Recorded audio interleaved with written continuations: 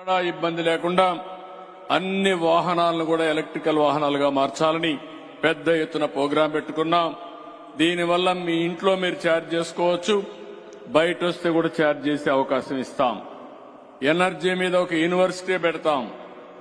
ఖర్చు ఎట్టు తగ్గించాలి, గ్రీన్ ఎనర్జీకి ఎట్లెళ్ళాలి, దాని తర్వాత గ్రీన్ హైడ్రోజన్ గాని నైట్రోజన్ గాని అనేక విషయాల్లో ఏమేం చేయాలని అవన్నీ కూడా వర్కౌట్ చేస్తున్నాం.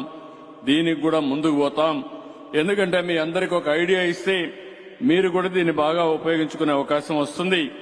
ఇది కూడా చేస్తాం. దీనికి కూడా సబ్సిడీస్ ఇచ్చాం. ఒక పాలసీ కూడా మొన్నే తెచ్చామని చెప్పి కూడా నేను మీకు తెలియజేస్తున్నా. కాబట్టి ఈరోజు మనం ఈ సమావేశంలో నేను ఒకటే రాష్ట్ర ప్రజలందరికీ విజ్ఞప్తి చేస్తున్నాం. అన్నింటికంటే అత్యంత కీలకమైన డిపార్ట్మెంట్ ఈ యొక్క విద్యుత్ శక్తి డిపార్ట్మెంట్. ఎందుకు నేను